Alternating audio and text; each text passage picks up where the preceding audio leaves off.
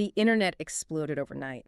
Fans were left speechless. And behind the scenes, a hidden truth was finally exposed. Welcome to Foodie Hub. Join us as we uncover the biggest stories, from shocking scandals to career downfalls and the hidden truths behind the headlines. Today's deep dive explores the stories shaping food culture. How does a beloved restaurant chain with 4 decades of history just vanish overnight? Yeah, it's pretty jarring. You walk up to your favorite taco spot on a Tuesday, and there's just a padlock on the door. So today, we're unpacking a massive, quiet crisis sweeping through the restaurant industry. We're looking at the sudden collapse of titans like Rubio's Coastal Grill, Tijuana Flats, and On the Border. It really is a hidden crisis. We tend to expect these multi-state brands to be financially bulletproof. But in June 2024, Rubio's Coastal Grill abruptly shuttered 48 underperforming California locations and filed for Chapter 11 bankruptcy. Wait, let's pause on Chapter 11 for a second, because that doesn't mean they're completely liquidating, right? It's more of a restructuring tool. Yes, exactly. It basically allows a company to pause its debt payments and renegotiate leases.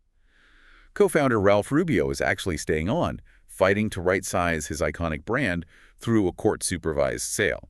But the fascinating part isn't the bankruptcy itself. It's the specific math that forced them there. Right, because the sources point to a few culprits, like a permanent shift to work-from-home culture destroying foot traffic, combined with rising utility costs and California's minimum wage hikes.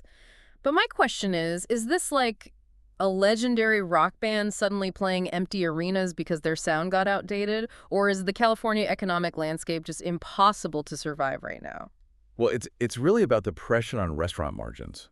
Think of a restaurant's profit margin like a highly pressurized pipe. Your prime costs, so food and labor, usually take up about 60 to 65% of your revenue. Okay, tracking with you so far. Yeah, so the remaining 35% has to cover rent, utilities, insurance, you name it. Usually there's only a tiny trickle of actual profit at the end, maybe 5% on a good day. Wow. So when work from home cuts your lunchtime revenue by 20%. And minimum wage hikes increase your labor costs. The pressure bursts the pipe. Exactly. There's literally zero room for error. When foot traffic drops but your fixed costs stay the same or even get more expensive, you start bleeding cash every single day. That is wild. But what happened next to other industry titans shocked the entire internet. If you love these hidden deep dives, hit subscribe because the next twist gets even crazier. So if you're losing money, the instinct is to try and attract more customers, right? And that's exactly what Tijuana Flats tried to do in 2021. They attempted this massive comeback by drastically expanding their menu. Right, and that is a classic trap. The reveal there is that it backfired completely. It triggered what the industry calls the menu bloat death spiral.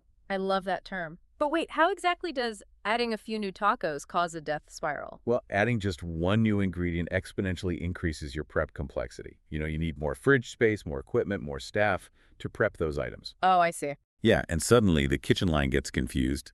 Service slows down. It leads to a fatal drop in sales. So instead of fixing their margins, they actually increase their labor costs and ruin the customer experience at the exact same time. Precisely. The strategy ended in 40 closures and a bankruptcy sale to a mysterious new ownership group called Flatheads LLC. It's fascinating how the instinct to grow actually accelerated the collapse. But what happens when the broader economic landscape shifts so much that even a 44-year-old brand can't pivot? Which brings us to the climax, On the Border. Yeah, their story really highlights the consumer side of this. They filed for bankruptcy in March 2025 with up to $50 million in liabilities, mostly due to inflation. They were actually saved at auction by Papa's Restaurants. Which seems like a lifeline, right? But then, in a shocking June 2026 career twist, all of the company-owned locations were permanently shut down. All of them. And here's the why for you, the listener.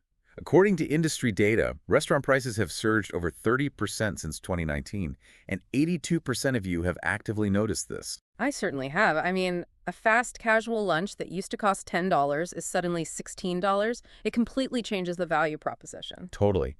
Dining out is no longer a mindless routine.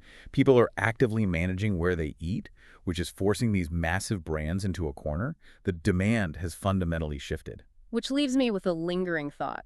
If massive industry titans with 44-year histories can't survive this new era of hyper-expensive dining and shifting consumer loyalty, how long until your local neighborhood favorite faces the exact same hidden crisis? That's a scary thought. The fallout really goes way beyond just the food industry. You've been listening to Saki Celeb Talk, where we uncover the stories, secrets, and drama shaping celebrity culture. Thanks for tuning in, and don't forget to subscribe for more stories the internet can't stop talking about.